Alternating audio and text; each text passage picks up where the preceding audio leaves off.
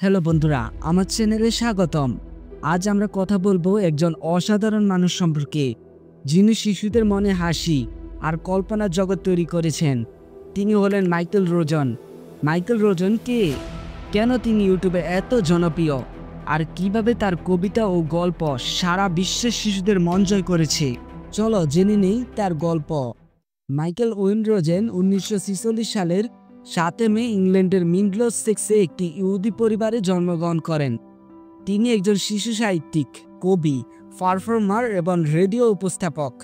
তার প্রথম বই মাইন্ড ইউর ওয়ান বিজনেস প্রকাশিত হয় 1974 সালে। এমনকি তার সবচেয়ে বিখ্যাত কাজগুলোর মধ্যে আছে উইরে গোহিন, ওয়ান বেয়ার হান্ট এবং স্যাড বুক।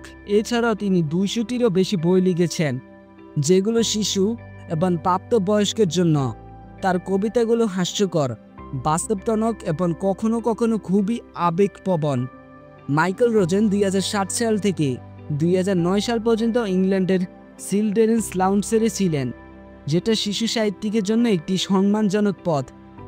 তিনি গোল্ড মিস্টিং ইউনিভার্সিটি অব লন্ডনে শিশু সাহিত্যের অধ্যাপক হিসাবেও কাজ করেন।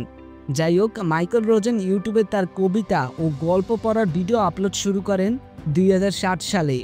তার চ্যানেল মূলত দুইটি, যেমন কিডস ফরমেস এবং স্টোরি উইথ মাইকেল রোজন। মাইকেল এখন পর্যন্ত 8.9 হাজার সাবস্ক্রাইব এবং 148 মিলিয়নের বেশি ভিউ পেয়েছেন।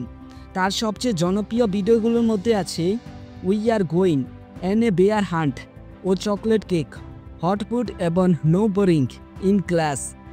এই ভিডিওগুলোতে তিনি তার কবিতাগুলো এমনভাবে পড়িয়েছে যে শিশুরা হেসে গড়িয়ে পড়েছে আর বড়রাও মজা পায়।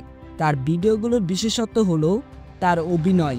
তিনি শব্দের সাথে মুখের অঙ্গিভঙ্গি, হাতের ইশারা আর কণ্ঠের টোর ব্যবহার করেন, কবিতাগুলোকে জীবন্ত করে তোলেন এই করেই। উদাহরণস্বরূপ হটফুড কবিতায় তিনি নয়েজ বলেন এমনভাবে যে এটা ইন্টারনেটে মিম হয়ে গেছে। জানলে অবাক হবেন, মাইকেলের ছেলে জো রোজেন তার বাবার অনেক ভিডিও রেকর্ড করেছেন। যখন তার দ্য হাইপনিস্ট প্রিন্টের বই চলে যায়, তখন জো তাকে কবিতাগুলোকে ইউটিউবে আপলোড করার পরামর্শ দেন। এভাবে তার ইউটিউব যাত্রা শুরু হয়। মাইকেল রোজনের ভিডিওগুলো শুধু শিশুদের জন্য নয়, ইউটিউব পুপ কমিউনিটির কাছেও খুব জনপ্রিয়। পুপ এমন ভিডিও যেখানে মূল কন্টেন্ট এডিট করে হাস্যকর বা অদ্ভুত কিছু তৈরি করা হয়। 2009 সালে প্রথম পুপ তৈরি হয় মাইকেলের চেবিস এর একটি পারফরমেন্স থেকে। এরপর থেকে তার ভিডিওগুলো পুপের জন্য জনপ্রিয় উৎস হয়ে ওঠে। উদাহরণস্বরূপ, মাইকেল ইনকোরেঞ্জ ইনফ্লুয়েন্স নামের একটি পুপ 1 মিলিয়নের বেশি ভিউ হয়েছে। প্রথমে মাইকেল এই পুপগুলো নিয়ে বিরক্ত ছিলেন, কারণ অনেকগুলো শিশুদের জন্য উপযুক্ত ছিল না।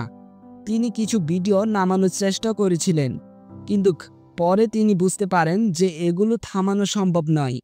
তিনি এমনকি 2011 সালে পুপ কমিউনিটিকে ধন্যবাদ দিয়ে একটি ভিডিও তৈরি করেন। তবে তিনি বর্ণবাদী নাৎসি সম্পর্কিত পুপগুলোর বিরুদ্ধেই কঠোর অবস্থান নিয়েছিল, কারণ তিনি ইহুদি বংশোদ্ভূত।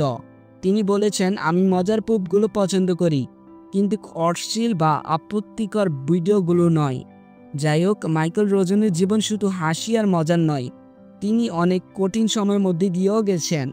যেমন তার দ্বিতীয় ছেলে এডি 1999 সালে মাত্র 18 বছর বয়সে মেনিনজাইটিসে মারা যান। এই ঘটনা থেকে তিনি তার বই স্যাড বুক লিখেছেন, যেখানে তিনি শোক ও ক্ষতির কথা বলেছেন। 2020 সালে করোনা ভাইরাস মহামারীর সময় তিনি গুরুতর অসুস্থ হয়ে পড়েন এবং আইসিইউতে 48 দিন কাটান। এরপর তিনি লং কোভিডের কারণে তার বাম চোখের বেশিরভাগ দৃষ্টি এবং বাম কানের শ্রবণ শক্তি হারান। তবুও তিনি হাল ছাড়েননি। তিনি তার কাজ চালিয়ে যাচ্ছেন এবং শিশুদের জন্য নতুন কবিতা ও গল্প লিখছেন। যাই হোক, মাইকেল রোজনের জনপ্রিয়তার কারণ হলো তার সহজ, মজার এবং সত্যিকারের গল্প।